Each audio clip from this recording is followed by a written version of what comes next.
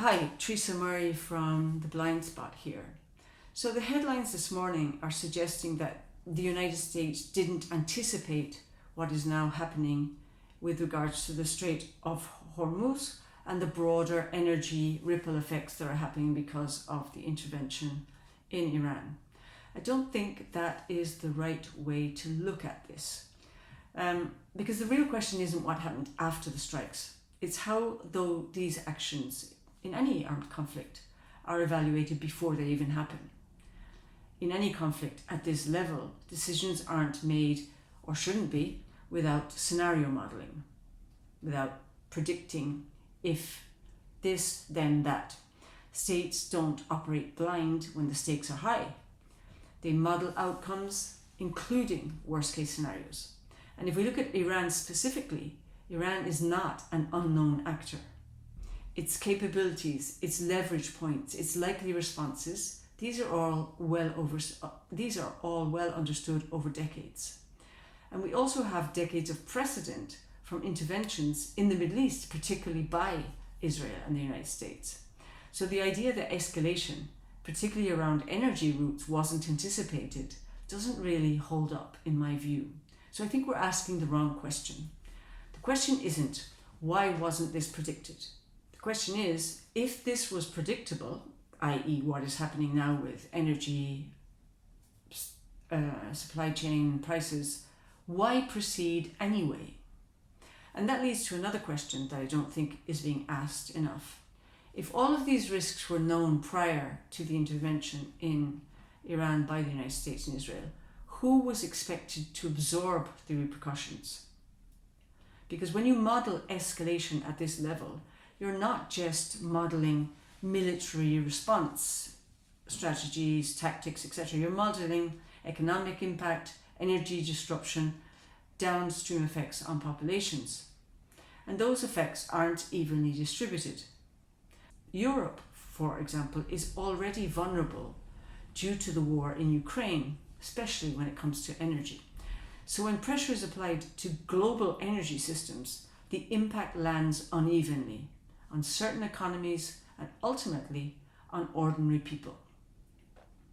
So the question becomes, was that considered, all of that, an acceptable outcome in advance? And if so, why? Now, there are some indications that the scale of the repercussions, particularly around energy, may not have been fully anticipated. And one of the signals we're getting is that of the US lifting sanctions on Iran to allow more fuel to move. Because if you look at that in warfare terms, it's unusual to remove a sanction during the actual war. You don't typically see an attacking state easing pressure on the state it's actively targeting in the middle of the conflict, which raises another question. Was the scale of the economic blowback underestimated? Because the effects aren't contained, they're global. So the effects aren't on Iran, the target, but are global and ripple outward. Energy systems pricing downstream economic pressure, particularly in Europe, but also affecting populations in the US. And there's a contradiction here. On the one hand, pressure on the Strait of Hormuz, on the other, threats to escalate further against energy infrastructure. But if the system is already under strain, escalating further becomes economically counterproductive. So by this stage in the conflict, a more fundamental question starts to emerge. What is actually being achieved relative to the original objectives, whatever they were? Because the initial approach seems to have focused on air domination, Iran's weak point, targeting leadership, infrastructure, and command layers. But Iran's ability to respond through drones and missile systems doesn't seem to have been reduced in a way that limits its broader impact. So the next question becomes, was Iran's mode of response, particularly drone and missile-based, properly accounted for by Israel and the US? Because if those systems remain operational, and they have, then the capacity to create regional and global disruption remains intact, as we've seen. And this links to a broader shift we're seeing. how drone warfare is evolving, and how unevenly different states have managed to adapt to it. So what we're seeing is that removing leadership and infrastructure doesn't necessarily remove the ability to generate systemic impact.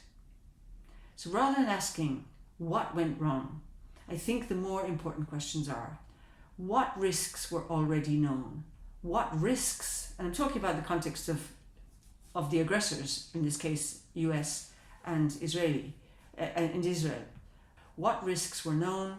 What risks were considered acceptable? And who was expected to absorb the consequences of the decisions?